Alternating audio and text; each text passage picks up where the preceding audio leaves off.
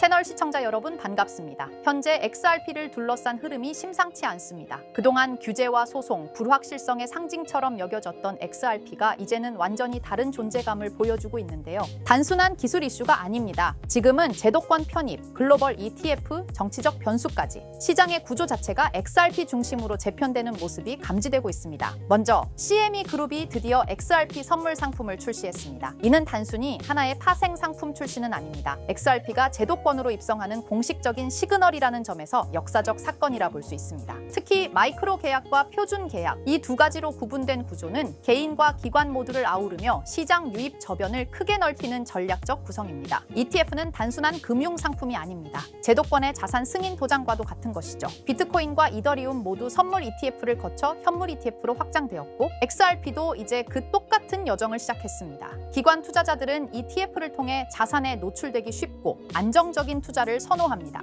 이제 XRP는 알트코인에서 ETF 자산군으로 재분류되기 시작했습니다. 역사적으로 보면 선물 ETF가 먼저, 그 다음에 현물 ETF가 따라왔습니다. 비트코인도 그랬고 이더리움도 마찬가지였습니다. 지금 XRP도 선물 ETF 출범으로 인해 현물 ETF 승인에 대한 기대감이 커지고 있죠. 미국 내에서도 실제로 관련 움직임이 포착되고 있고 이 분위기라면 올해 안에 현물 ETF 출시도 현실화될 가능성이 꽤 높다고 판단됩니다. 또한 미국 규제 당국의 태도 역시 XRP에 엄청난 영향을 주는데요. 그리고 지금 그 태도가 180도 바뀌었습니다. 게리 겐슬러가 물러나고 폴 애킨스가 SEC 의장으로 취임하면서 분위기는 급변했죠. 그는 친암호화폐 인사로 디지털 자산을 금융혁신의 일환으로 수용하려는 철학을 갖고 있습니다. SEC는 이미 규제 재검토에 착수했고 암호화폐 전담팀 구성, 업계 라운드테이블 개최 등 대화 기반의 정책 전환을 예고하고 있습니다. SEC만 변화하는 것이 아닙니다. 연준과 은행 규제 기관들까지 움직이고 있습니다. 올해 4월 연준은 은행의 암호화폐 취급 관련 엄격한 가이드라인을 전면 철회했습니다. 이제 연방 차원의 은행도 자유롭게 암호화폐 커스터디, 결제 서비스에 참여할 수 있는 길이 열린 것이죠. 이 변화는 단순히 행정 규제 해제가 아니라 제도권 자금이 본격적으로 암호화폐 시장에 진입할 수 있는 물꼬를 트는 사건입니다. 리플과 SEC 간의 법적 분쟁은 오랜 시간 시장을 짓눌렀던 불확실성이었습니다. 하지만 양측이 합의안을 공동 제출하고 SEC가 항소까지 포기하면서 사실상 소송은 종결 방향으로 흐르고 있습니다. 비록 절차상의 이유로 법원이 기각하긴 했지만 이는 내용이 아닌 형식의 문제였죠. 시장 역시 이를 긍정적 신호로 해석했고 XRP 가격이 즉시 반등한 것도 같은 맥락입니다. 이제 XRP는 단순한 법적 리스크가 큰 알트코인이 아닙니다. 소송이 마무리되고 ETF로 제도화가 시작되며 기관 투자 논의가 가능해진 자산입니다. 리플 CEO 브래드 갈링하우스는 XRP를 유동성과 유틸리티를 갖춘 제도 자산이라고 표현했죠.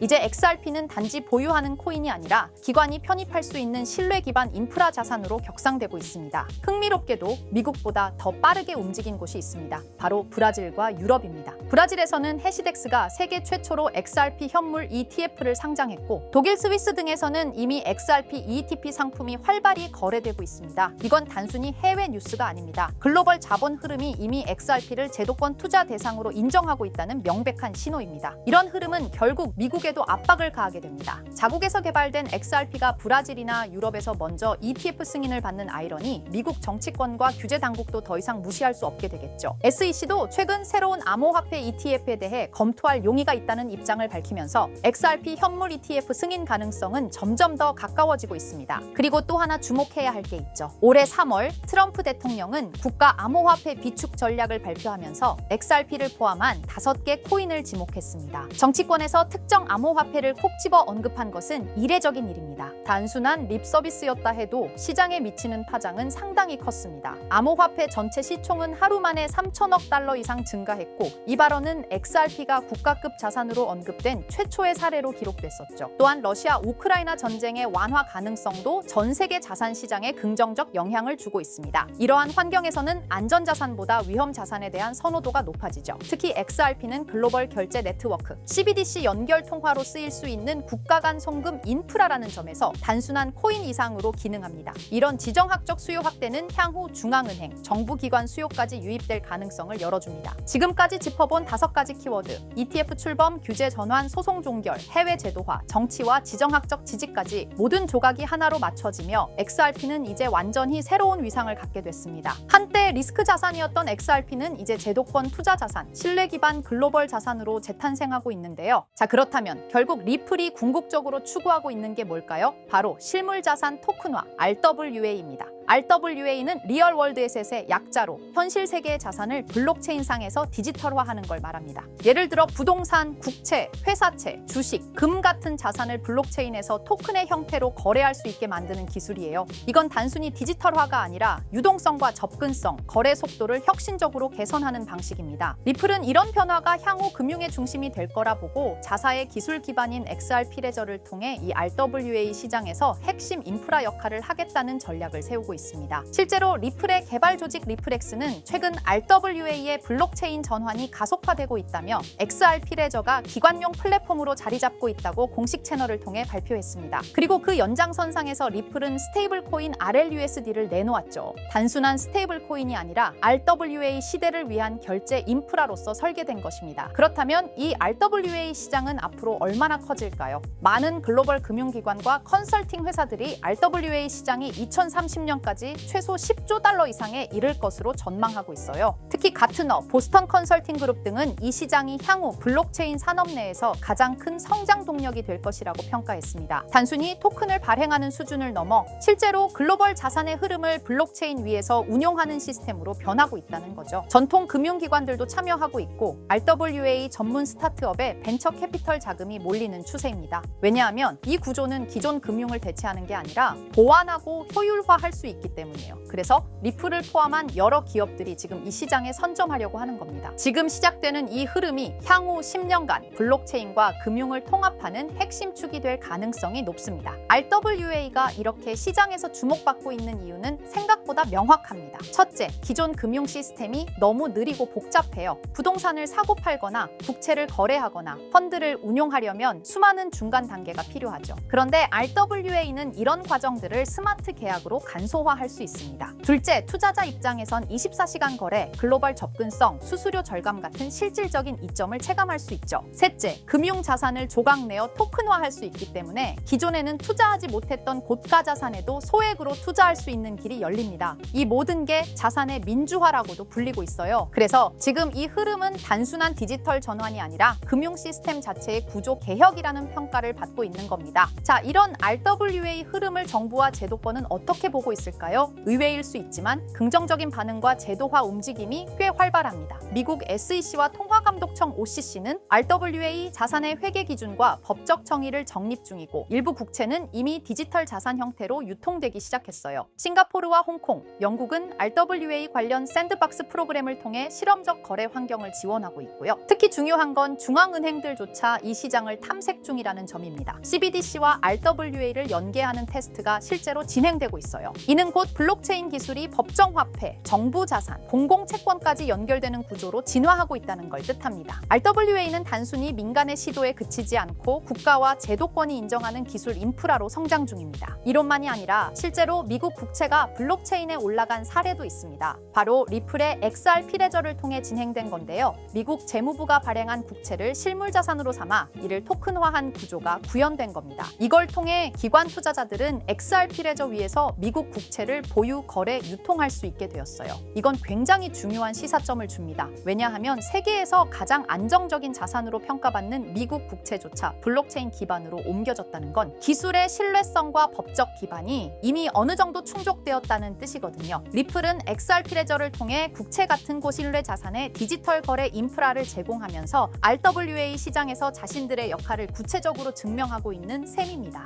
그리고 드디어 등장한 이름 블랙록입니다. 다들 아시죠? 무려 11조 달러 이상을 운용하는 전 세계에서 가장 큰 자산 운용사. 그런 블랙록도 이제는 RWA 시장에 뛰어들었습니다. 블랙록의 CEO 레리 핑크는 이렇게 말했어요. 모든 금융 자산은 토큰화될 것이다. 즉 부동산, 채권, 펀드, 주식 전부가 앞으로는 블록체인에서 거래된다는 의미죠. 그리고 블랙록은 이 시장이 향후 10년 안에 약 30조 달러 규모로 성장할 것이라고 전망했습니다. 단순히 말을 한 게 아니라 직접 자신들의 펀드를 블록체인 형태로 내놓기 시작했어요. 블랙록이 이렇게 움직인다는 건 RWA가 올드머니의 신뢰까지 얻었다는 의미입니다. 블랙록은 실체 있는 첫 RWA 펀드로 비드를 선보였습니다. 이 펀드는 미국 국채 같은 실물 자산을 기반으로 하면서 이더리움 블록체인 위에서 운영되도록 설계됐어요. 스마트 계약을 활용해서 매일 이자가 자동으로 분배되고 투자자는 자신의 자산 상태를 실시간으로 확인할 수 있습니다. 말 그대로 기존 전통 금융과 블록체인의 장점을 섞은 하이브리드형 펀드입니다. 비들은 특히 기관 투자자들 사이에서 디지털 자산 신뢰도를 올리는 사례로 꼽히고 있어요. 이 펀드를 통해 블랙록은 단순한 실험을 넘어 RWA의 실전 적용 가능성과 수익성을 동시에 입증하고 있는 셈입니다. 놀라운 건 비들의 현재 규모입니다. 출시된 지 1년 2개월밖에 안 됐는데 운용 자산이 벌써 10억 달러를 돌파했어요. 이는 단순히 블랙록의 브랜드 파워 때문만은 아닙니다. 투자자들이 RWA 구조에 실질적 신뢰를 보내고 있다는 증거이기도 하죠. 특히 일일 이자 지급, 실시간 조회 가능, 안정적인 국채 기반 등 전통 금융의 신뢰성과 블록체인의 유연함을 모두 갖춘 게 크게 작용했습니다. 앞으로 비들처럼 토큰화된 펀드가 더 많이 등장할 가능성이 크고 이로 인해 RWA 시장은 기관 자금 중심으로 급속히 팽창할 수 있습니다. 지금 우리는 단순한 테스트가 아니라 거대한 판이 바뀌는 현장을 보고 있는 겁니다. 하지만 이렇게 말씀드려도 이런 반응을 보이실 겁니다. 그래, RWA가 유망한 건 알겠어. 그런데 RWA 테마의 어떤 종목을 봐야 하는데 당연한 반응이에요. 이미 RWA 섹터 안에는 수많은 프로젝트와 토큰이 있고 기술력, 파트너십, 실제 운용 자산 규모 등 종목별로 차이가 꽤 크거든요. 단순히 이름만 들어봤다고 투자할 순 없고 실제로 RWA 생태계에서 실행력 있는 프로젝트를 보는 안목이 필요합니다. 그런데 이런 분석은 쉽지 않죠. 지금 이 순간에도 여러 프로젝트가 제휴 발표를 하거나 블록체인 기반으로 실물 자산을 올리고 있고 그 흐름을 실시간으로 파악하긴 어렵습니다. 그래서 제가 지금까지 영상을 시청해주고 계시는 구독자 여러분을 위해 준비한 게 있습니다. 바로 블랙록이 아직 공개하지 않은 포트폴리오, 그 안에 들어있는 RWA 섹터의 핵심 종목을 공유해 드리려 합니다. 이 종목들은 단순히 가능성이 아니라 실제로 블랙록 및 기관 투자자들의 자금 흐름과 맞물려 있는 프로젝트들입니다. 그런데 제가 이 정보를 어떻게 알게 되었냐고요? 사실 해외에서 활동 중인 펀드 매니저와 개인적인 친분이 있는데요. 그분이 업계에서 꽤 영향력 있는 사람인데 최근 블랙록이 주요 고객을 초대한 비공개 회의에 참석했다고 합니다. 블랙록은 아주 간혹 제한된 고객을 대상으로 향후 투자 전략이나 특정 섹터에 대한 포트폴리오를 비공식적으로 공유하는 자리를 마련합니다. 이번 회의도 그런 자리 중 하나였고 그 안에서 블랙록이 RWA 섹터 관련 포트폴리오 일부를 고객들에게 소개했다고 합니다. 덕분에 저도 이 내용을 간접적으로 들을 수 있었고요. 그 내용을 바탕으로 여러분께 아직 시장에 널리 알려지지 않은 핵심 RWA 종목을 소개해 드릴 수 있게 되었습니다. 자, 바로 이 종목인데요. 블랙록의 포트폴리오에 적혀 있던 내용에 따르면 예상 수익률이 무려 1200% 이상이었고요. 이 종목은 유럽계 은행과 실물 자산을 연결하는 토큰화 인프라를 제공하는 프로젝트입니다. 구체적으로는 부동산, 국채, 에너지 크레딧을 블록체인 기반으로 전환하는 기술을 가지고 있어요. 특히 지난해 스위스 정부와 파일럿 테스트 계약을 맺었다는 점에서 기관 신뢰도가 굉장히 높았습니다. 그리고 현재는 미국 내 RWA 법률 규정에 맞춰 토큰 발행 플랫폼을 구축 중이에요. 무엇보다 블랙록이 중장기 포트폴리오의 핵심 비중으로 담았다는 점, 이게 핵심입니다. 제가 해당 종목을 영상에서 바로 공개해드리고 싶지만 이걸 영상에서 공개해버리면 유튜브 가이드라인에 있는 자본시장법을 위반하기 때문에 코인 정보를 부득이하게 가려놓은 점 양해 부탁드립니다. 그래서 종목을 공유받고 싶으신 분들은 지금 화면 상단에 보이는 제 개인 번호 010-2374-4693 이 번호로 정보라고 문자 남겨주세요. 정보라고 문자 남겨주셔야 제가 제 채널 시청자분이신 걸 확인하고 종목을 공유해드리니까요. 꼭 정보라고 문자 남겨주세요. 당연히 종목 드리면서 어떠한 금전 요구도 드리지 않습니다. 여러분은 정보료라 생각하시고 구독과 좋아요만 눌러주셔도 제게 큰 힘이 됩니다. 블랙록은 이 종목의 예상 수익률을 1200% 이상으로 바라봤었는데 그래도 혹시 모르니 큰 욕심은 내지 말고 일상생활에 지장 없을 정도의 소액으로만 담아보자고요. 1000%만 상승해도 100만 원으로 1000만 원을 만들 수 있는 수익이에요. 만족 못하실 수익은 아니잖아요. 저는 항상 여러분들이 안전하게 투자하셔서 높은 수익을 보셨으면 하는 바람입니다. 문자 주신 분들은 앞으로도 제가 유망한 종목이 있으면 바로바로 공유해 드릴 거니까 천천히 꾸준하게 같이 수익 챙겨보자고요. 자, 오늘 제가 준비한 영상은 여기까지입니다. 다음 영상에는 더 알찬 영상으로 찾아뵙겠습니다. 오늘도 시청해 주셔서 정말 감사합니다.